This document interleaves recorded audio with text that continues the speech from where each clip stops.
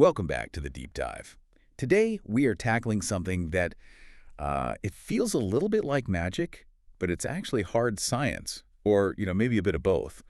We're talking about the crystal ball of real estate. It's the question everyone asks, isn't it? Whether you're a home buyer, an investor, or just someone watching your rent go up every year. Right. Everyone wants to know, what's the next big neighborhood? Where's the next hotspot before it actually gets hot? Exactly. We all want that insider info. Yeah. We want to know where to buy that, that fixer-upper that's going to triple in value. Or, on the other side of it, we want to know if our quiet little street is about to turn into a construction zone of high-rise condos. Mm-hmm. But here's the thing. This is really the tension we're going to explore today.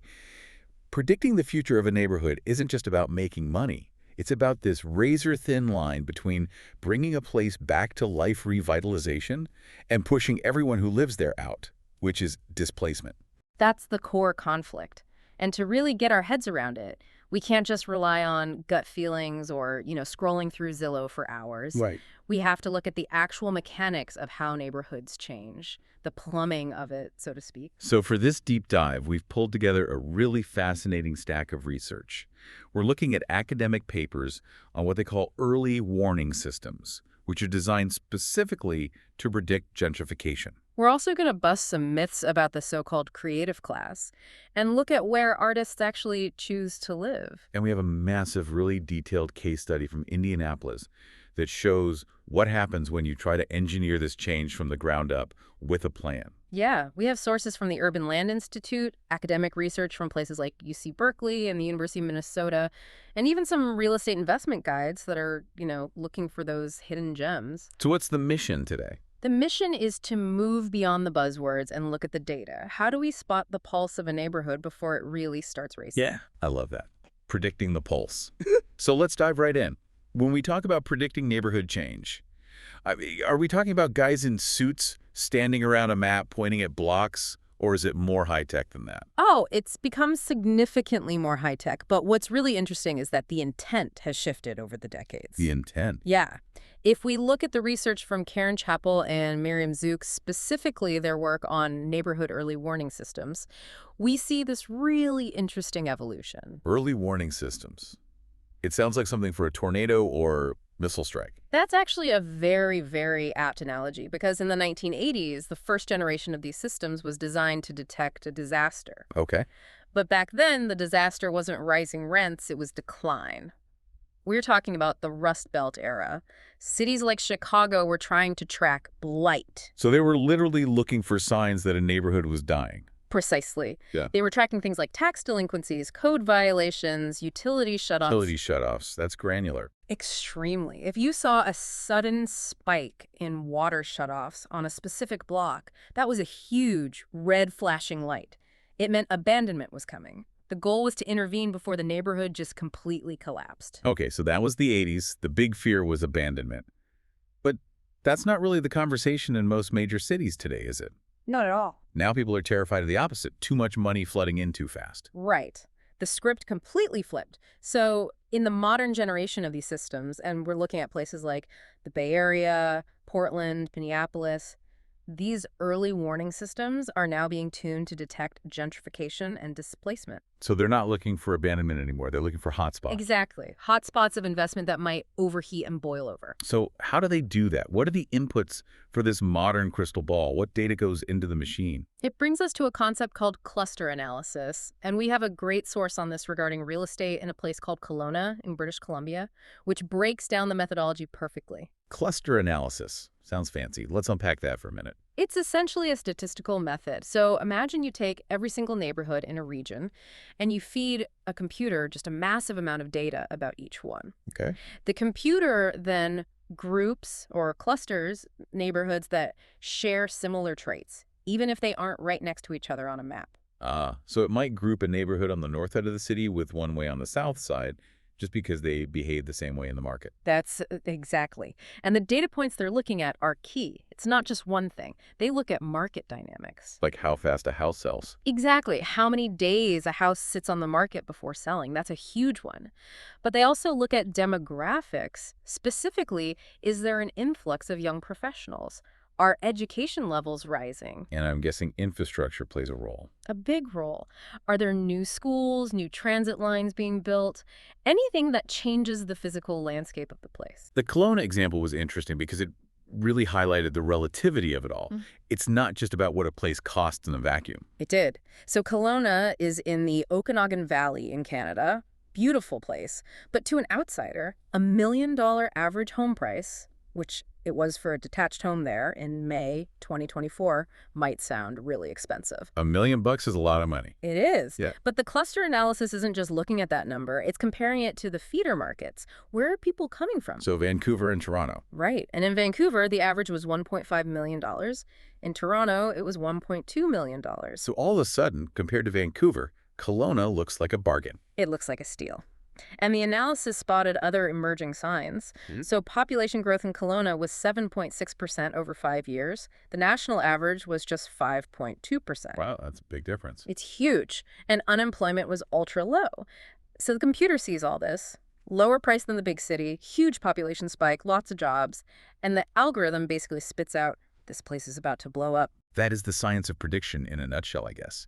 It feels so clean and mathematical. It does. But, and this is a really big but, and where it gets messy, the academic sources offer a very, very strong word of caution. Prediction is messy. Messy how? Like the crystal ball is cloudy. Worse, it can give you false alarms, a lot of them. The Chappell and Zook paper, it discusses a study from the San Francisco Bay Area. They built a predictive model for gentrification. God. And to their credit, it was accurate. To a point. It correctly predicted 86% of the census tracts that actually did end up gentrifying. 86% is pretty solid. I mean, I'd take those odds in Vegas. You might, but there's a huge catch. The model had a massive false positive rate. What does that mean in this context? It means it predicted change was coming in 79% of the tracts that didn't actually gentrify. Whoa. Wait a minute. So it was pointing at almost 4 out of every 5 stable neighborhoods and saying change is coming. Yeah. But nothing happened. Precisely. It's the classic crying wolf problem. If you tell a city council, look, these 50 neighborhoods are at high risk of displacement, and then 10 years later only say 5 of them have actually changed. You've wasted a lot of political capital and resources. A ton. You've spread your resources too thin, and you've probably scared a lot of people for no reason. That seems like a massive flaw. I mean, if the tool says everywhere is a hotspot, then effectively nowhere is a hotspot. So why do policymakers even use them? That's the fascinating part. Because they aren't necessarily using them as a crystal ball to, play the real estate market. They're using them as a wake-up call. A wake-up call. Yeah, the paper makes this great point that policymakers often prefer these maps not for their pinpoint predictive power, but as tools to start conversations or to justify funding for programs they already want to implement. So it's political ammunition. A way to say, see, the map agrees with me. In a way, yes. Or maybe more importantly, validation for community groups. There was a great anecdote in the paper from Portland. There was a dispute in a predominantly Black neighborhood. The issue was bike lanes versus bus safety. Okay. The city planners, coming from a certain perspective, didn't really get why the residents were so upset about new bike lanes. I mean, they viewed bike lanes as this universal good. Right. Who doesn't love a bike lane? But the residents, from their lived experience, saw the bike lanes as a signal of gentrification, the first sign of changes that were not meant for them. It's the here come the hipsters indicator. You got it. And the community groups use the data, these gentrification risk maps, to prove that their fear wasn't just paranoia, it was real. It moved the conversation from feelings to facts. So they could hold up the map and say, look, the data shows we are in a vulnerability zone. This infrastructure change isn't for us. It's for the people you expect to replace us. That is powerful. It really is. It validates what residents are already feeling on the ground. It's not just in your head. The map says you're in the danger zone. Exactly. So while the science of prediction might struggle with those false positives, from a purely statistical standpoint, the utility of these systems for community empowerment is, well, it's undeniable. Okay, so we've got the algorithms and the maps. But let's talk about the people. Because usually when we talk about a neighborhood turning, we aren't talking about tax codes. We're talking about who's walking down the street, who's opening up shop. And the biggest buzzword of the last 20 years for that has to be the creative class. Ah, yes. The Richard Florida theory. It was everywhere for a while. The idea is pretty simple on the surface, right? Mm. If you build bike paths, cool coffee shops, and have a vibrant gay community, the creatives will flock there. And if the creatives come, the tech companies and the whole new economy will follow. It's like the field of dreams for urban planning. If you build a latte stand, they will come. It's a really seductive theory for city mayors. Oh, incredibly. It suggests you can fix your city's economy just by making your city cool. It's a lot more fun than, say, reforming the tax code. But our source, a paper by Anne Marcuson titled Urban Development and the Politics of a Creative Class, it just absolutely dismantles this idea. Dismantles is a strong word, but yeah, it's warranted here. Marcuson points out this massive definition problem right at the start. The definition of the creative class itself. Right. It's incredibly fuzzy. It basically lumps almost everyone with a high education level into one giant amorphous bucket. So who is in this bucket? Well, obviously you have your artists and musicians and writers, but you also have actuaries, Actuaries. tax collectors, funeral directors. Wait, funeral directors are members of the creative class? I mean, I guess they're creative. No, I'm not going to finish that joke. That feels like a stretch. It's a huge stretch. It's because the definition relies on things like high education and complex problem solving. But Marcuson argues, pretty convincingly, that a tax collector and a sculptor have very different lives. And different politics. And, most importantly for our deep dive today, they have very different locational preferences. They want to live in different kinds of places. Right. An actuary probably wants a nice suburban house with a good school district and, a quiet lawn. Mm. A sculptor might want a giant, drafty, affordable warehouse in a gritty part of town. Exactly. And the data bears this out. High-tech companies, which are the holy grail of economic development for these mayors, they aren't necessarily chasing the bohemians. In fact, Silicon Valley, the absolute capital of high-tech, has below-average concentrations of actual working artists. So the tech bros and the painters aren't actually hanging out in the same zip codes. Not initially, no. And this brings us to the specific role of artists themselves. If we strip away the accountants and the funeral directors and just look at the writers, the visual artists, the musicians, their behavior is really distinct. How so? Marcuson found that they don't just follow amenities. They don't move somewhere just because it has a nice park or new Whole Foods. They move for networks. I need to find their tribe, their people. They do. They need that community. And economically, another reason they move is for something called import substitution. Okay, hold on. Import substitution. That sounds like something straight out of Econ 101. Break that down for us. It's surprisingly simple, but it's a powerful idea. Usually when we think of economic growth, we think of exporting things, making a car and selling it to another country. Yeah, bringing new money in. But artists often boost a local economy by keeping money in the city. How does that work? Okay, so if you have a vibrant local theater scene or a great local gallery district or a bunch of music venues, residents spend their entertainment budget locally. They go see the local play instead of flying to New York to see a Broadway show. Or they go to a local concert instead of buying a ticket for a massive stadium tour produced somewhere else. Precisely. The money stays in the neighborhood. It gets spent at the bar next to the venue, at the restaurant down the street. It substitutes for an import. That makes total sense. Mm-hmm. And it builds a unique identity for the place, which is something you can't just buy. But you mentioned they gravitate toward seedy or transitional neighborhoods. Why is that? Two really simple reasons: space and tolerance. Artists, especially visual artists, need cheap square footage. You can't rent a 2,000 square foot studio in a new luxury condo building. Yeah, your painting supplies would violate about 10 different HOA rules. Right, so they go to the industrial edges, the old warehouse districts, the transitional zones where no one else wants to be yet. Which ironically is what makes those zones cool. Yeah. Which then attracts the developers who then raise the rents And kick the artists out. It's the classic, tragic cycle of gentrification. They're the first wave in and the first wave out. Often, yes. But Marcuson's research highlights a way to potentially break that cycle, or at least anchor it. She talks about the importance of clubhouses. Clubhouses. Okay, I'm picturing a treehouse with a "No grown-ups allowed" sign on it. A little more sophisticated than that. She looks at the Twin Cities, Minneapolis and St. Paul, as a prime example of this. These are places like the Loft Literary Center or the Northern Clay Center. So these aren't just bars where artists happen to hang out. No, they are dedicated institutions. They are organizations. Like a gym for your art. That's a great way to put it. They have equipment you couldn't afford on your own. They offer classes. They provide grants and networking opportunities. But crucially, they often own their building or have a very long-term lease. Ah, so they can't be priced out. They're an anchor. They are the anchor. They anchor the entire artist community to a specific place.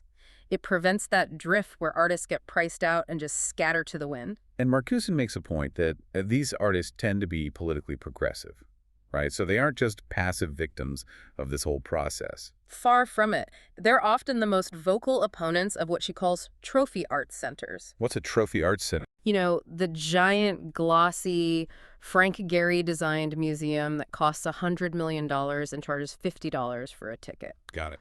They generally don't want that. They want neighborhood-based art. They want mosaics on the corner. They want small, accessible galleries. They are often fighting against the very gentrification they're accused of causing. It's a really complex relationship. They're sort of the canary in the coal mine, but they're also trying to save the mine from collapsing. That's very well put. And this naturally leads us to the question of policy. What should cities actually do about all this? If you have the data saying a neighborhood is changing and you can see the artist moving in, how do you manage it? This is the policy pivot part of our dive. We can't just watch it happen like a slow-motion car crash. There have to be tools. There are, and we have a great framework from a scholar named Todd Swanstrom on this. He argues, very simply, that you cannot treat all neighborhoods the same. You have to first diagnose if you're dealing with a strong market or a weak market. Give us the lay of the land. What defines a weak market? Think of parts of St. Louis or Detroit in the mid-2000s. Supply dramatically exceeds demand. Housing prices have collapsed. You have widespread abandonment. In these areas, the problem isn't gentrification, it's that absolutely no one wants to invest a dime. And a strong market. The opposite, I assume. Exactly. Think of Ladue, Missouri, which he uses as an example, or huge swaths of Los Angeles or San Francisco. Demand massively outstrips supply. Prices are skyrocketing. People are literally tearing down perfectly good houses just to build bigger mansions. So the strategy has to be completely different. You wouldn't use a policy like rent control in a neighborhood where half the houses are empty. You'd be laughed out of the room. Yeah. And Swanstrom introduces what he calls the big trade-off. This is central to all urban planning, really. It's the constant tension between efficiency and equity. Okay, explain that trade-off. Right. Let's say you're the city and you have $1 million of public money to spend on housing. If you want to be efficient, and by that we mean you want to leverage private money, you spend it in a neighborhood that's already starting to turn around, a warming market. Why there? Because for every $1 the city puts in, maybe a private developer will be willing to put in 3. You get a lot more bang for your buck. $4 million of development for $1 million in public funds. But, I sense a but coming. But you might just be helping people who don't desperately need it. You're essentially fueling a market that was already heating up, that's low on the equity scale. And the flip side of that coin. If you target the neediest, poorest neighborhood, the weakest market, private developers won't touch it. It's too risky for them. So your $1 million of public money is all alone. So it doesn't go as far. Right. You might only be able to build 10 houses instead of the 40 you could have built in the other neighborhood. That's high equity. You're helping the people who need it most. But it's low efficiency. That is a brutal political calculus for a mayor to make. Right. You either help a few people a lot or you help a lot of people a little, while accidentally helping some rich developers along the way. That is the dilemma in a nutshell. And Swanstrom's whole point is that smart policy has to navigate this. You can't just have one blanket housing policy for a whole city. You need a hot market strategy and a cold market strategy. So what does it look like when a city actually gets this right? Or at least tries something incredibly bold? We have a case study that, honestly, it sounds almost too good to be true. It really is a fascinating story. And for this, we're going to Indianapolis. The neighborhood is called Fall Creek Place. Set the scene for us.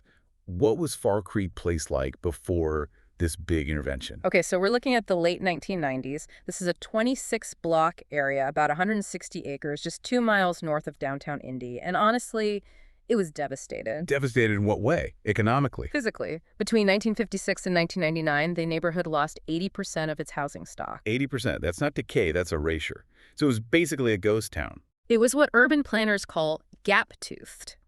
You'd have one house, then 3 vacant lots full of weeds and trash, then another house. Crime was rampant. The source says that by 1999, there were only 90 owner-occupied homes left in the entire 26-block area.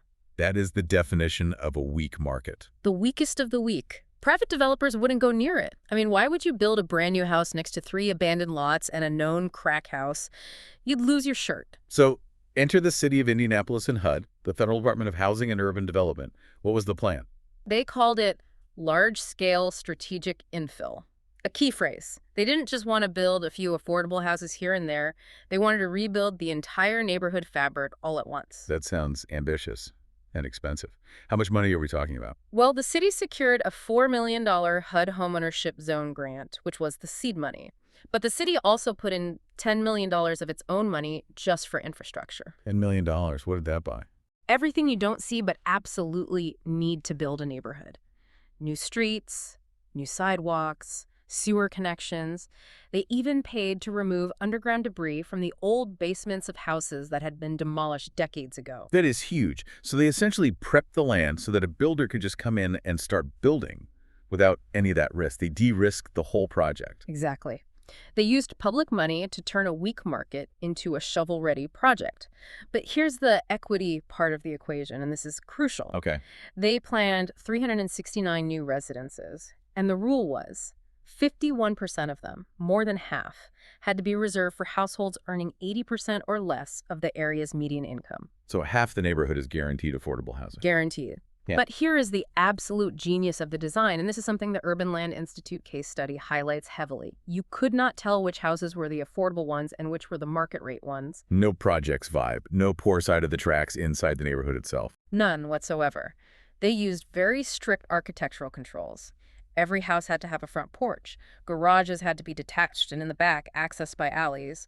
They mandated historical compatibility with the few old homes that were left. They wanted it to look and feel like a classic, beautiful Indianapolis neighborhood. So the family on a lower income is living in a house that looks exactly like the lawyer's house next door. Yes, and that visual integration was key. It completely removed the stigma that so often comes with affordable housing projects. So the big question, did it work? Or was it just a nice idea on paper that flopped in reality? It worked faster and better than anyone predicted. The initial market study, the expert analysis, it estimated they would sell maybe 40 homes in the first year. In the reality. They had 200 homes under contract in the first 12 months. Wow. So they underestimated demand by 500%. They were blown away. People were hungry for this kind of integrated, walkable, new but old neighborhood, and the demographic mix that moved in was fascinating. Tell me about it. 60% were first-time homebuyers. The source explicitly mentions high participation from the gay community, which, as we've discussed, often pioneers revitalization efforts. And it was racially diverse, about 75% Caucasian, but with significant African-American, Hispanic, and Asian representation as well. So they took a place that was 80% vacant, injected a ton of public money to fix the roads and sewers, mandated affordability and good design, and boom, a thriving mixed-income neighborhood. It's a prime example of what you might call engineering integration. They didn't wait for the market to gentrify the neighborhood and then swoop in and try to save a few units for low-income people. They built the mix into the DNA of the project from day one. It really sounds like Fall Creek Place is the success story that everyone should be copying. But I imagine it's incredibly expensive and hard to pull off politically. Extremely. It requires massive upfront public investment and, crucially, land control. Not every city has the ability or the political will to seize 26 blocks and basically start over. Okay, so let's shift gears one last time. We've looked at this from the 30,000-foot city planner's view. Now I want to bring it down to the individual's view, to you, the listener. Maybe you're an investor or maybe just a home buyer looking for a deal. Right, the investor's lens. We have this guide on finding hidden gems. If I'm not the mayor of Indianapolis with a $14 million grant in my back pocket, what am I looking for? The guide suggests starting with the spillover effect. It's the most basic rule. You look for the neighborhood immediately adjacent to the already hot spot. If the hot neighborhood is now too expensive, people naturally look one street, one neighborhood over. That's the classic ripple effect. What else should you look for? Infrastructure signals, again, it always comes back to infrastructure. Is there a new light rail stop planned? Is there a new bike path that connects it directly to downtown? The walkable wonder factor is huge now. People want to be able to walk to dinner to a cafe. And what about commercial cues? The shops themselves. That's the other big one. The guide says to look for independent coffee shops, art galleries, boutique stores. Wait a minute, hold on. I see you've caught it. Independent coffee shops, art galleries. This sounds exactly like what we were talking about at the beginning. These are the indicators of the creative class moving in. And this brings us right back to the fundamental tension of this entire deep dive. The investor's hidden gem is the sociologist's displacement risk zone. Precisely. They are one and the same. The things that make a neighborhood an attractive investment, the new transit, the artists moving in, the cute cafes, are the exact same indicators that the early warning systems use to flag a neighborhood for potential gentrification. So if I'm a savvy homebuyer and I see these signs and I buy a house there, am I part of the problem? That is the incredibly uncomfortable question, isn't it? The investor sees undervalued assets. The longtime resident sees my home becoming unaffordable for my kids. The indicators themselves are neutral. A coffee shop is just a coffee shop. But the implication of that coffee shop depends entirely on where you stand. Right. If you own your house, that new coffee shop means your net worth just went up.